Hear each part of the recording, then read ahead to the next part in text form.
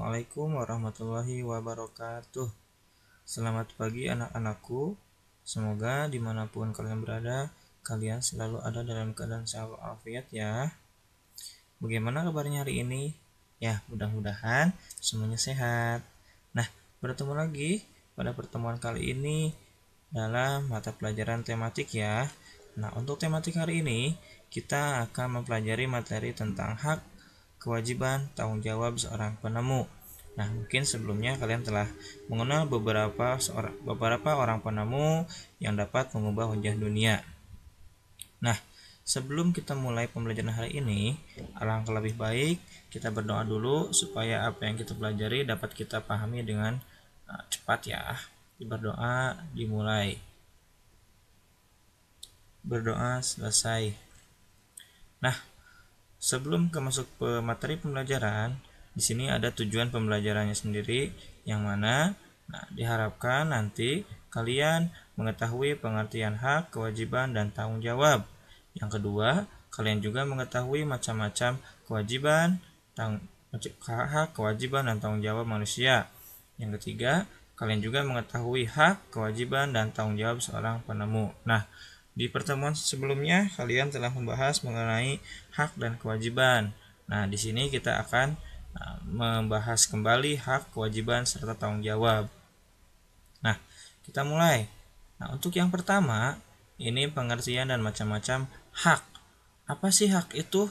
Ada yang tahu apa itu hak?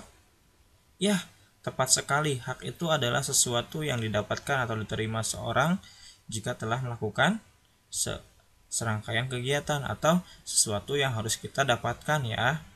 Nah, hak dapat dimiliki setelah melaksanakan kewajiban.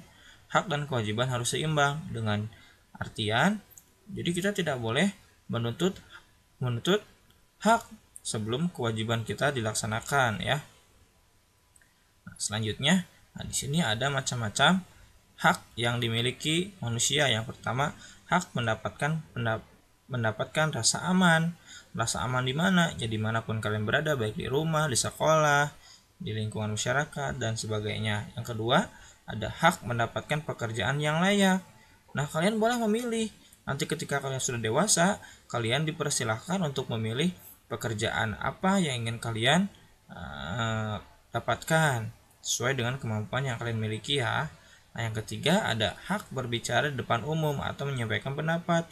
Silakan kalian mau berbicara apapun selagi tidak menyinggung perasaan orang lain. Karena apa?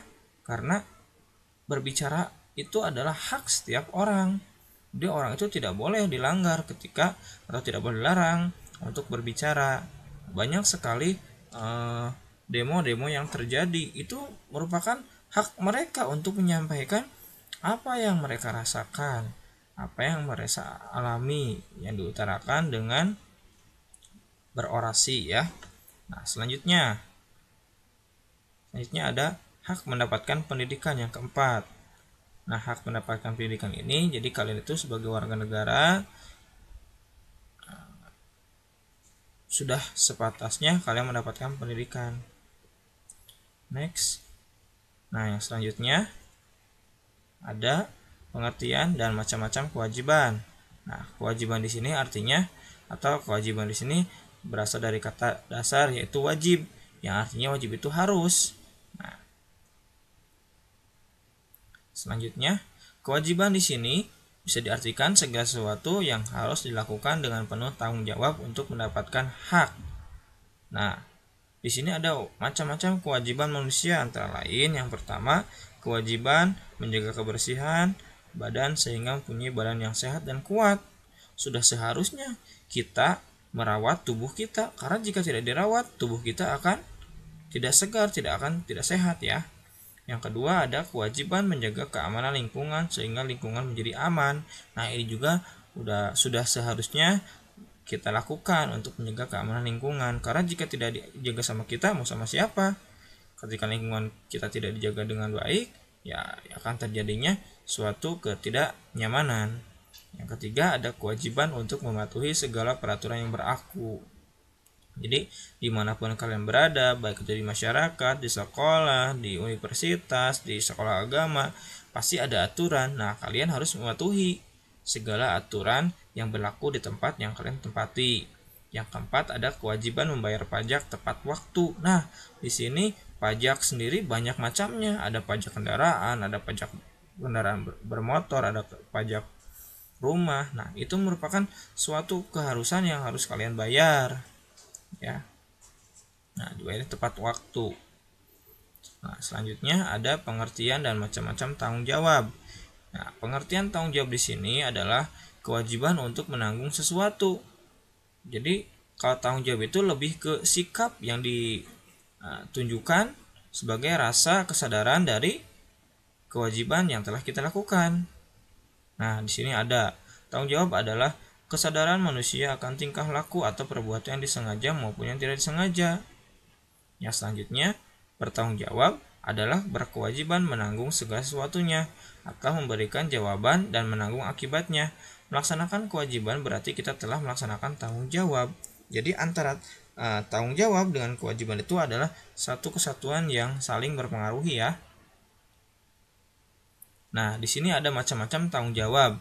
Yang pertama, tanggung jawab terhadap Tuhan Yang Maha Esa. Sudah jelas, ketika kita mengakui kita beragama Islam, berarti kita sudah sepantasnya kita selalu melaksanakan sholat 5 waktu.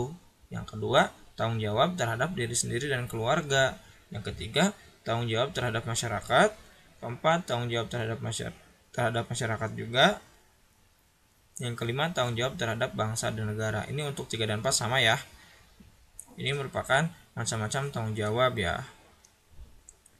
Nah, selanjutnya ada hak, kewajiban, dan tanggung jawab seorang penemu. Nah, kenapa Bapak kaitkan dengan seorang penemu? Karena di materi tema 3 kita telah membahas atau sedang membahas beberapa tokoh-tokoh yang mampu mengubah perubahan zaman ini, ya. Nah, yang pertama, hak dulu nih. Hak terhadap hasil penemuan, ya. Jadi seorang penemu itu mempunyai hak terhadap hasil penemuannya, yang mana hasil penemuan di sini atau temuannya sepenuhnya menjadi hak cipta pemilik. Jadi tidak boleh diaku sama orang lain bahwasanya, oh saya tuh yang menemukan bola lampu. Bukan seperti itu, karena zaman dahulu kala sudah ada tokoh yang menemukan lampu tersebut. Nah, di sini juga dijelaskan. Jadi hasil penemuan itu adalah menjadi hak cipta pemilik, ya. Tidak bisa diaku oleh yang lain. Kedua, ada kewajiban terhadap hasil penemuan. Kewajiban berarti keharusan. Penemu harus menjamin keamanan hasil temuannya sebelum didistribusikan ke masyarakat. Jadi sebelum si hasil penemuannya disebarluaskan ke masyarakat, alangkah lebih baik hasil penemuannya diuji coba dulu, didistribusikan ke masyarakat supaya tidak ada sesuatu hal yang menjadi dampak buruk terhadap masyarakat. Yang ketiga, tanggung jawab terhadap hasil penemuan. Nah, tanggung jawab di sini berarti penemuan harus memberikan manfaat bagi masyarakat. Jadi jika tidak bermanfaat, itu adalah tanggung jawab seorang penemu. Jadi penemu di sini membuat suatu hasil penelitian atau menciptakan suatu karya itu harus ada manfaatnya, baik bagi diri sendiri maupun bagi masyarakat yang lainnya. Nah, di sini ada contoh satu tokoh. Coba siapa yang masih ingat? Tokoh ini namanya siapa? Ya, tepat sekali, ya. Ini adalah Thomas Alva Edison, yang mana Bapak Thomas ini salah seorang penemu yang berjasa sehingga dunia kita menjadi terang, ya. Bapak bola lampu, ya, Bapak yang menemukan bola lampu, namanya Thomas Alva Edison. Nah, Bapak Thomas Alva Edison ini memiliki hak terhadap hasil penemuannya. Itu adalah sampai sekarang kita mengakui lampu itu ditemukan oleh Thomas Alva Edison. Kewajibannya apa? Kewajibannya sudah dilakukan waktu dulu. Waktu dulu apa? Menguji coba temuannya sebelum didistribusikan ke masyarakat. Dan alhamdulillah sampai saat ini lampu yang kita gunakan di rumah, di kamar mandi, di jalan itu berkat dari hasil karya Bapak Thomas Alva Edison ini. Nah, yang ketiga, tanggung jawab terhadap hasil penemuan. Bapak Thomas Alva Edison ini bertanggung jawab sepenuhnya terhadap hasil penemuannya, yaitu bola lampu.